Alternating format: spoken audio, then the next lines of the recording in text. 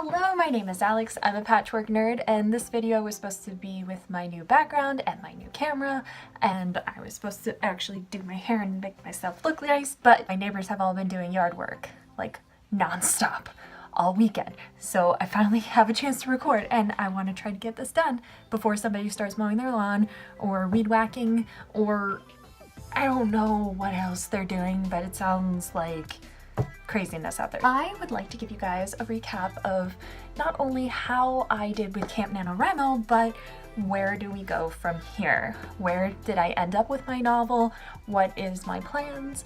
All of that good stuff. I won't be doing these novel updates as frequently, probably only once a month, maybe once every 2 months. So I just wanted to keep you guys in the loop with where I'm at and what I want to do. One of the biggest lessons I'm going to be taking away though from this Camp NaNoWriMo is that it pays to just put it all out there and see what happens, because one of the coolest things to come from this is I have met a critique partner, and we started exchanging stuff during April, and we are now up to, we're going to be exchanging our 3rd chapters pretty soon here. It's nice because we're both kind of at the same speed, like we both are very busy, we both take a little more time to get things done, and one thing that I really appreciate is that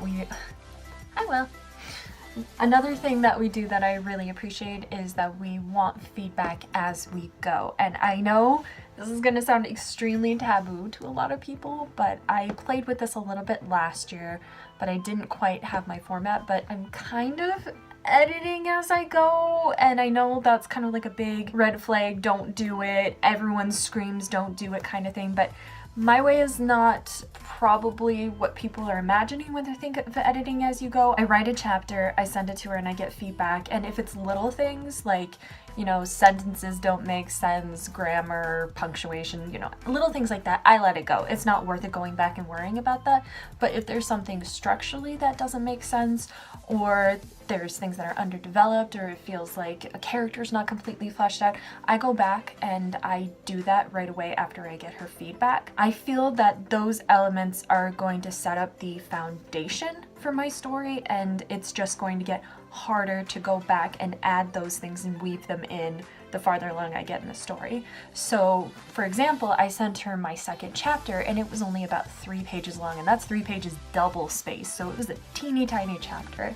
And she brought up the point that it didn't really feel like there was a major conflict in that chapter, and it didn't really feel like there was something that needed resolving. It more felt like, okay, you gave a little piece of information that's hinting towards something, but there was no real conflict. So that made this chapter feel a little incomplete, and that made me realize right away, oh, actually there's a conflict in the 3rd chapter that connects to that 2nd chapter, so maybe I should just marry those 2 chapters together. And it unfortunately isn't just a matter of deleting chapter 3 and sticking it on to chapter 2. I am changing perspectives throughout the novel, and chapter 2 is from one character and chapter 3 was from another, so I had to weave those together. I also was in the middle of changing an incident that occurs and the way that chapter 2 was going, and then merging the 2 together, it just made sense to kind of change up the order of events. And it's kind of hard to explain without telling you, like, first this happens and then this happens, but long story short, I am learning that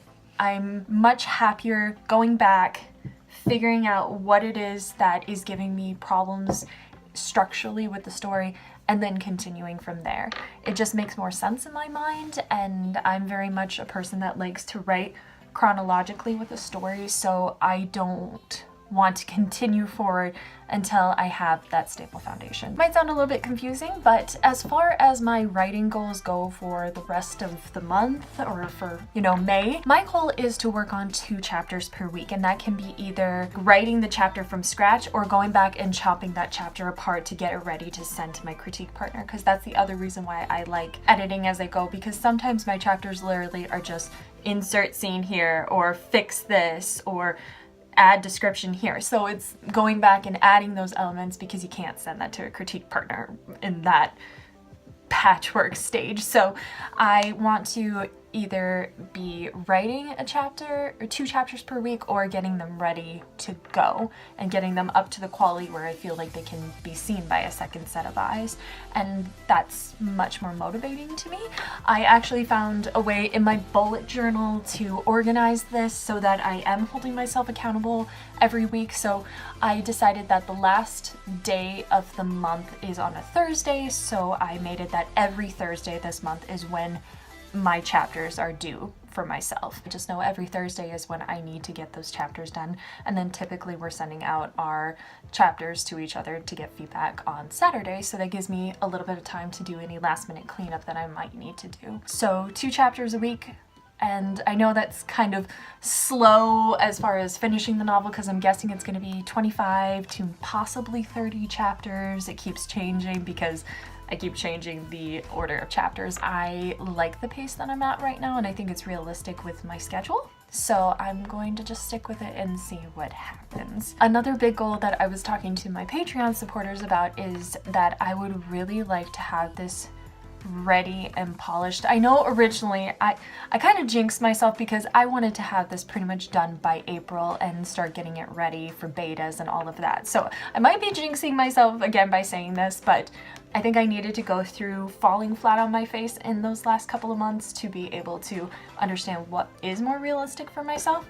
And so my goal is to have my novel ready to query by October. I would really like to participate in an October pitching contest on Twitter called Pit Dark. It's a contest for darker themed stories, horror stories. I think this story would be a really good fit for that contest, and I think it would be a great opportunity to connect with agents who are looking for the type of writing that I do. So I would like to have it ready by then, and I think that's going to be a fairly decent goal. I've got the summer coming up here, so hopefully I'll have a little more time for writing and all of that, but I'm excited. I'm excited to see what happens. As much as going back and looking at some of my previous vlogs might feel like a failure just because like I'm still very behind on my writing, like I am writing pretty slowly, I have learned so much over the last 1.5 years about my process. And that's part of the reason why I don't like telling people this is how you should write your novel, because my process has changed so many times since I started this journey. And since I started this novel, so many things have changed. It's gone through multiple outlines, multiple drafts, multiple ending choices. It just keeps changing, and my process keeps changing. And I guess that's what I want you guys to know, is that if things keep changing for you, that's good, because that shows that you're growing and developing. And I don't feel like there's any one right way to do things. Like, for example, I'm sort of editing as I go, and that's a pretty taboo thing to do in the writing world. And I get it. I totally understand why they say that, because you can get so caught up on making a chapter perfect. In my case, I'm only picking certain major elements that are going to affect the rest of the story. I'm not going all the way down to the nitty-gritty. So in short, I just wanted to let you guys know that this isn't an easy, straightforward journey. And if you're feeling discouraged because things aren't going in this perfect linear direction, just look at the many ways that I have veined out in the last couple of months with these videos and with these updates that I've given you guys. I don't see any of that as a failure, and I don't see any of that as time wasted. I see it as time spent learning, and I am learning so much, because a lot of this stuff I just felt like I wasn't allowed to branch away from what was in my mind expected of how an author writes a novel. And now I'm seeing that there is more than one way to skin a cat. So just keep growing, and don't be upset or afraid if your methods are changing, or if you're finding that some things are working for you and some things aren't. I am still absolutely in love with my story, and I'm not quitting it, and I'm not letting this one go. Like, this one just feels different because I've written a handful of novels over the last 3-4 years between Camp NaNoWriMo and NaNoWriMo and just my own personal time. But this one is different in the sense that I feel ready to take it that next step further and feel ready to take it beyond just the simple first draft, because a first draft is a seed. And that's the thing, I always put the pressure on myself that a first draft has to look like a novel. And now I'm realizing it's this tiny little seed that's in your hands. and you have to nurture it, and you have to do a whole lot of work to make that story, to make that seed actually grow.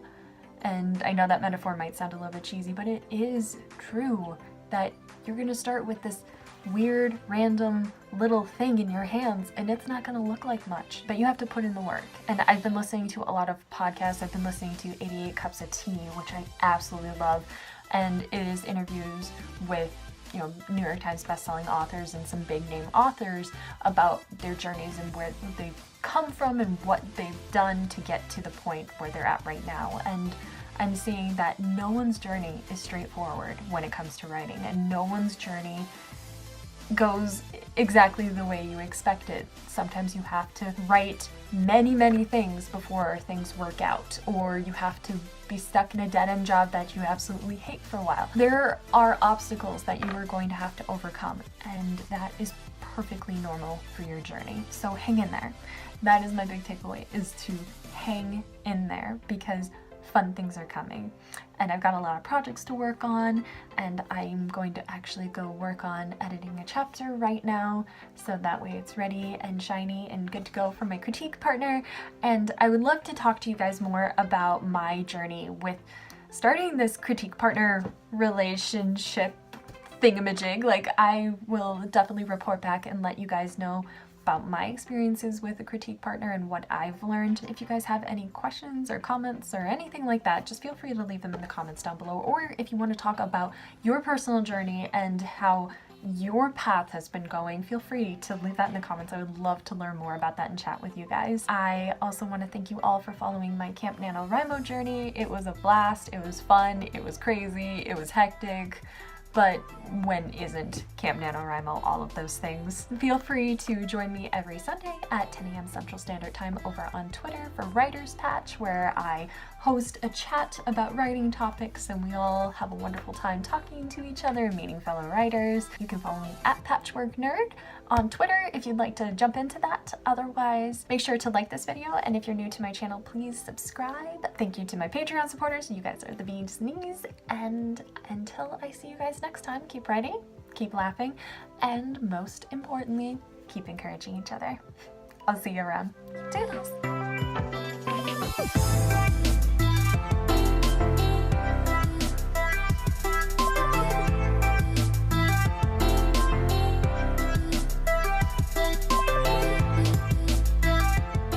Very hard to find times to record because literally every— oh god!